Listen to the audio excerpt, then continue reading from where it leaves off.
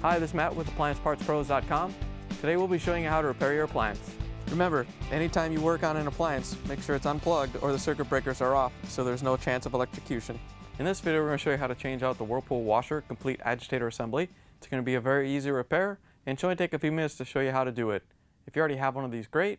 If not, you can click on the link below or get it at AppliancePartsPros.com.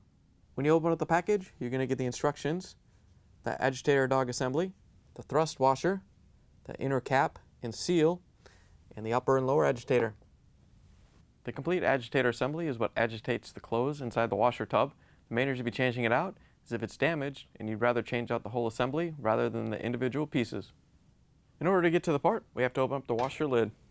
Now that you have the lid open, you're going to have either a fabric softener dispenser here, which you can just pull off, or you're going to have the agitator cap.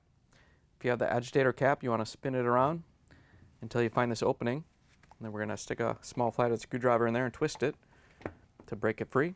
Once you have it free, you can pull it up and lift it off. To get the cap off, we just have to reach in and pull it off. It might be in there kind of tight, so you may have to reach down with the pliers and pull it out. Once you have it out, you can set it aside.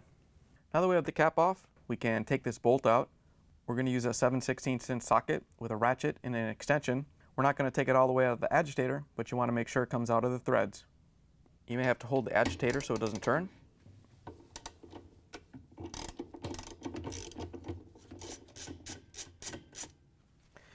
Once you have the bolt out of the threads, we can reach in and lift the whole agitator out. The upper and the lower agitator are locked together by these tabs that lock into the cam. It should come out all as one piece. If not, you can lift the lower piece out separately. Here's the old complete agitator assembly next to the new one. If you already have one of these, great. If not, you can get it at AppliancePartsPros.com. We do have to put the new agitator assembly together before we can put it in the washer. Before we put the new one together, we have to take the bolt out of the old one. So just tip it up and grab the agitator bolt, and then you can set the old one aside. If you're looking over the instructions, you may notice that they list the seal for the lower agitator. This is a pretty old instruction sheet and it's no longer used or included in the kit. First thing we're going to do is put the seal on the inner cap. All you have to do is stretch it around and get it in the groove.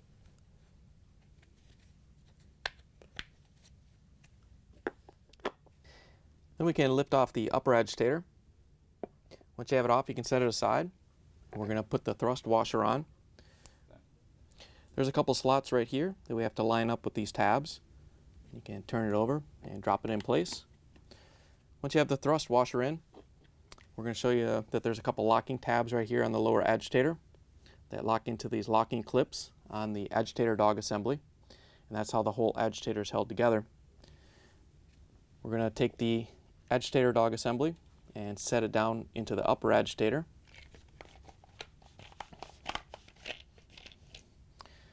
Once you have it in place, we're going to lift it up, and then we can line up the locking tabs with the locking clips.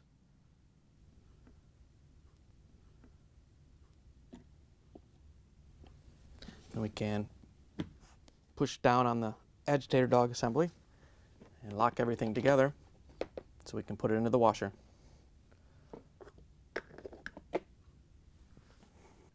To put the agitator assembly into the washer, we have our ratchet with the extension and the 7/16" socket. We have the bolt in the end. We're just going to turn the agitator over and put the bolt into the hole. Once you have it in there, we can lower the assembly down onto the shaft.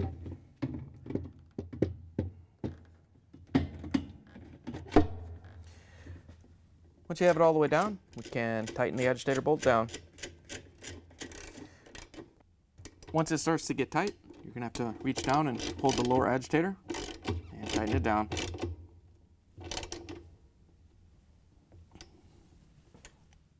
Once you have the bolt tightened down, we can put the inner cap back on. To make it easier to put on, we're going to put a little bit of liquid detergent all the way around the O-ring. That'll help it slide down and go in easier. Even if it gets stuck, you can turn it a little bit and that'll help it seat down and go into place. Once you have it lubed up, you can put it in.